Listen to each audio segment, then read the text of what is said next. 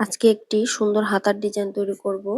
এখানে আমি হাতাটি কাটিং করে নিয়েছি প্রথমে। এই হাতার ডিজাইনটি তোমরা চাইলে ব্লাউজের হাতাতেও দিতে পারো, কামিজের হাতাতেও দিতে পারো বা সালোয়ারের নিচের অংশেও ডিজাইন করতে পারো। তো হাতাটি প্রথমে কাটিং করে নিয়েছি, তারপরে এরকম টুকরো করে করে কাপড় কেটে নিয়েছি 3 ইঞ্চি করে, সব পাশে 3 ইঞ্চি পরিমাণ কাপড় রয়েছে। কিন্তু এভাবে করে নিমকি শেপ দিয়ে দিয়ে কিন্তু প্রত্যেকটা আমি সেলাই করে নেব। প্রথমে দেখো এভাবে করে কিন্তু সবগুলো আগে সেলাই করে নিতে হবে ডিজাইনটি তৈরি করার জন্য। আশা করি শেষ পর্যন্ত দেখতে থাকো, সবাই অবশ্যই বুঝতে পারবা। কারো কোথাও বুঝতে অসুবিধা হলে কিন্তু অবশ্যই কমেন্ট করবা। তো দেখো হয়ে গেছে এভাবে করে বানানো। আমি কিন্তু এরকম ফুল বানাবো এগুলো দিয়ে। তো দেখো এভাবে করে কিন্তু এই যে উল্টে দিলেই কিন্তু সুন্দর একটা ফুলের শেপ হয়ে গেল, বা পাপড়ি যেটাই বলো, সুন্দর কিন্তু একটা শেপ হয়ে যাচ্ছে। এভাবে করে কিন্তু সবগুলো তৈরি করে নেব। তারপর দেখো এরকম এখানে 4 ইঞ্চি পরিমাণ একটি কাপড় কেটে নিয়েছি লম্বা করে। এটার উপরেই কিন্তু আমি ডিজাইনটি তৈরি করব। দেখো এভাবে করে দেখো 1/2 ইঞ্চি পরিমাণ ভাঁজ করে দিয়ে এগুলো কিন্তু ভিতরে ঢুকে ঢুকে কিন্তু সেলাই করে নেব। তাহলে কিন্তু সুন্দর ডিজাইন তৈরি হবে। এভাবে করে করে কিন্তু এখানে 3টা আমি তৈরি করব, 3টা দিয়ে কড়ি টাইপের।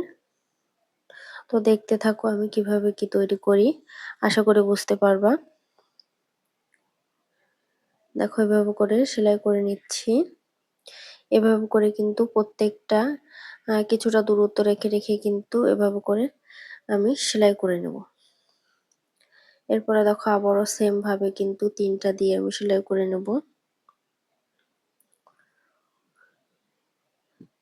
দেখো সেলাই হয়ে গেছে। এভাবে করে কিন্তু আমি 4-5টা সেলাই করে নিয়েছি। এরপর কিন্তু এই কাপড়টি কিন্তু এইখানে বসিয়ে দেব। তারপরে কিন্তু মুড়িয়ে সেলাই করে নেব। এভাবে করে কিন্তু 1 ইঞ্চি দূরত্ব রেখে দেখো বসিয়েছি। তারপর এভাবে কিন্তু মুড়িয়ে নিয়ে ভাঁজ করে নিয়ে কিন্তু সেলাই করে নেব। তো আমার চ্যানেলে যারা নতুন আছো অবশ্যই আমার চ্যানেলটিকে সাবস্ক্রাইব করে দিও এবং পাশে থাকা বেল আইকনটি কিন্তু অবশ্যই ক্লিক করে রেখো সবার আগে ভিডিও পেতে। তো এই যে সেলাই করা কিন্তু শেষ। এবার কিন্তু এই উপরের দিকে কিন্তু সেলাই করতে হবে। উপরের দিকে এভাবে করে 1/2 ইঞ্চি মতো করে এখানে কিন্তু সেলাই করে নিচ্ছি। দেখো এভাবে করে কিন্তু উপর থেকে সেলাই করে নেব। এরপর কিন্তু এই ফুলগুলোর সাথে কিন্তু আমি পুঁথি ব্যবহার করব, পুঁথি লাগাবো। এখানে যে যার যার চয়েস মতো দিতে পারো। দেখো আমি সবগুলাই পুঁথি লাগিয়ে নিচ্ছি। আশা করি সবাই বুঝতে পেরেছো ডিজাইনটি ঠিক কেমন হয়েছে, অবশ্যই কমেন্ট করে জানিও। আশা করি তোমাদের সবার ভালো লাগবে। দেখো